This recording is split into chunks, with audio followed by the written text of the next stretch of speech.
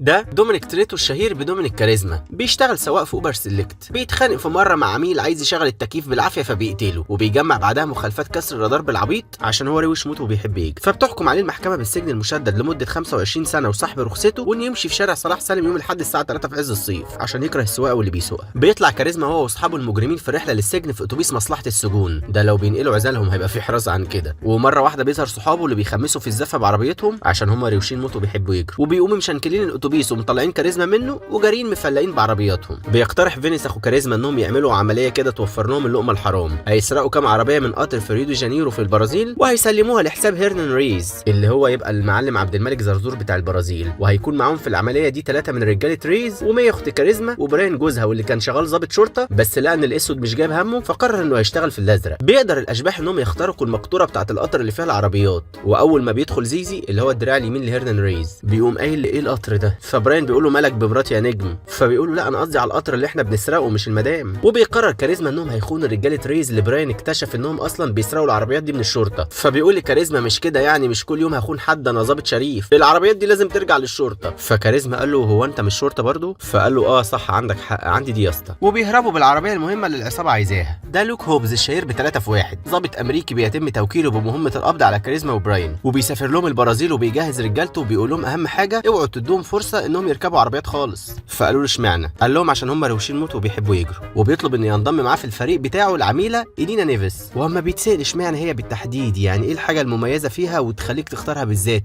فقال لهم طيبه قلبها. بيكتشف كاريزما ان فينيس لقى كارت ميموري في العربيه وكان ناوي يسلمه الريز، فبيطردوا كاريزما من المكان وبيسالوا قبل ما يمشيه هو ايه الحاجات المهمه اللي على الميموري ده مخليه غالي قوي كده، فاخوه قال له عليها كل اغاني عمرو دياب القديمه. وبيكتشف براين ان الشريحه دي عليها كل التفاصيل الاجراميه الريز وكمان اماكن فلوس متهربه قيمتها 100 مليون دولار. بيقدر هوبز انه يوصل للمكان بتاع كاريزما والرجاله، ولكن رجاله ريز بيسبقوهم كمان على المكان عشان هوبز كان مشغول بالكلام مع طيبه قلبها، ولكنه بيقدر يوصل لكاريزما بس كاريزما بيهرب منه، ولكن طيبه قلبها بتقدر تمسكه وتبلغ في اللاسلكي دلوقتي غيرنا النشاطات وبقينا نركب سيارات. بيقرر كاريزما وبراين انهم يسرقوا فلوس ريز كلها اللي اماكنها متسجله في الميموري ده، وبيبتدوا يجمعوا فريقهم الجديد تيج ورومان وهان وليو وسانتوس وجيسل. وبيسال كاريزما براين طب ورمضان صبحي ما جاش معانا ليه؟ فقال له لا هو مضى مع ريز عشان بيدفع اكتر. بيطلع الرجال على اول مكان من ال10 اماكن اللي فيهم الفلوس. ليه يا عم احنا نهزر، انت مش شايف النسوان اللي بيعبوها عاملين ازاي؟ وبيضطر ريز انه يجمع فلوسه فعلا في خزنه مصفحه ويخبيها في اسم الشرطه الرئيسي. هناك الشرطه مش في خدمه الشعب زينا، هي في خدمه ريز بس. بيحط كابتن كاريزما خطه الهجوم على مركز الشرطه، وبيقدر يدخل ليو سانتوس للاسم كسباكين عشان يصلحوا المجاري اللي ضربت، وبيقدروا يسيطروا على كاميرات المراقبه اللي في الاسم. وبيقوم هان باصص لكاميرات المراقبه وقايل لرومان هو مش ده ابوك المحبوس يالا؟ فقال له يا اسطى بس يا اسطى ما تهزرش بالاب، يالا هو يالا شبهك يا اسطى ما تهزرش يا اسطى، الهزار اللي يضايق ده يا تقول ياض لو هو نطلعه مع الخزنه. فبيبص رومان لكاريزما ويقول له خليه يسكت. فكاريزما قال له ما يا اسطى احنا كلنا مجرمين ومطلوبين للعداله، عايزنا نهزر معاك ازاي نقول لك يا واخد؟ بيقدر الشباب انهم يجيبوا خزنه نسخه طبق الاصل من الخزنه الاصليه عشان يبدلوهم سوا، وبيقول لهم تيجي اننا كده ناقصنا حاجه مهمه جدا بصمات ريز عشان نفتح بيها الخزنه. فبيقول لهم انا هحاول اتصرف. فكاريزما بيقول له ايوه يعني هتعمل ايه يعني؟ فقال له هحاول اتصرف. قال له ايوه يعني ايه هو التصرف اللي هتعمله؟ فقال له هحاول اشوف طريقه. فكاريزما قال له ايوه يعني هتعمل ايه يعني؟ قال له يا عم هعمل اللي عليا. فكاريزما قال له شعرك يعني؟ ولكن جيسل بتتدخل وتقول انا هساعده في المهمه دي. فكاريزما قال لها ايوه يعني هتعملي ايه يعني؟ وها قد سقطت العباءه عشان الشغلانه دي فن مش حدائق. وبتطلع جيسل على تيج وتديله مايو كشف البصمات بتاعها. فكاريزما بيدخل يقول عندنا مهمه تانية لجيسل، فبتقول له ايه هي؟ قال لها عايزين نسخه من بصماتي انا كمان. بيرجع فينيس تاني للعصابه بعد ما انقذ 100 من ايد رجاله ريز، وبيسال رومان الشباب في قعده بريئه بالليل هتعملوا ايه بالفلوس بتاعتكم؟ فتيج بيقول له انا هشتري بيت. فبيسال هان هتعمل ايه بفلوسك؟ قال له هحاول احطها في المكان الصح. فكاريزما قال له ايوه يعني هتعمل ايه يعني؟ قال له هزرع دقن ان شاء الله. وبيسال رومان كاريزما هتعمل ايه بفلوسك؟ فبيبص له كاريزما ما بيردش، فقال له ما فهمتش. فبراين قال له حبيبي ده كابتن كاريزما ما ينفعش يقول جملتين في دقيقه واحده. بيجي يوم العمليه الصبح وبيستعد الشباب وبيقول لهم كاريزما عارفين هتعملوا ايه النهارده؟ فهان قال له عيب عليك احنا هنعمل الصح النهارده. فكاريزما قال له ايوه يعني هتعمل ايه يعني؟ ولكن مره واحده بيدخل عليهم هوبز بالمدرعه بتاعته ومعاه رجاله الشرطه. فكاريزما بيقول له ايه يا اسطى اللي انت راكبه ده؟ امال فين الباتيناج بتاعك؟ فهوبز قال له غيرنا النشاطات وبقينا نركب مدرعات. وبينزل هوبز الكاريزما ويقول له انت عارف ان انا في الاساس مصارع واسم الصخره صح؟ فبيقوم كاريزما ماسك فيه وعرقان عليه فيقوم مفتته، ولسه هيضربه بالزراديه اللي في ايده بيفتكر انه انسان، فبيقوم ضاربها في الارض وقال لرجاله الشرطه حد منكم يجي يغير له بقى. وبتقبض عليهم الشرطه. فهان بيقول لكاريزما هنعمل ايه؟ فيقوم كاريزما عامل لهم عرض كمال اجسام. بياخد هوبز الشباب في عربيات الشرطه وبيقول لهم ايه رايكم فيا قد كلامي وجبتكم صح؟ فطيبه قلبها بتقول الحق صاروخ. فقال لها مش للدرجه دي يعني. وبيتضرب الصاروخ في العربيه اللي قدامهم وبتتقلب. وبيجي رجاله ريز يغربلوهم ويزحفوا بيزحفوا هوبز على الارض ويدوقوه التراب اللي هو اصلا منه بما انه صخره يعني وكده. انا شفته في اول الفيلم قلت هياكل الممثلين كلهم، بس للاسف طلع مؤنس قوي في نفسه. وبعد ما رجاله هوبز كلهم بيموتوا بيجي الدور عليه، ولكن اي خصم يشيل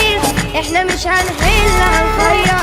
وبيروح كاريزما يقوم هوبز اللي بيقول له معقوله دومينيك، فقال له استاذ دومينيك. وبيهرب الشباب عشان نيتهم صافيه، ولكن جينيس بيموت فبيخاف الشباب انهم يكملوا، ولكن هوبز بيقول لهم والله عيب عليكم انا معاك يا كاريزما. فكاريزما قال له ايه اللي خلاك بقى تدخل معانا؟ فقال له عشان ابقى معاكم في الجزء السادس ان شاء الله. بيبتدوا الخطه وبيدخل هوبز بالدبابه بتاعته الاسم ويقوم عامل فتحه في الجدار بتاعه، وبعد كده بيقوم الشباب رابطين الخزنه في العربيات بسلوك حديد وطايرين بيها من على الارض طير.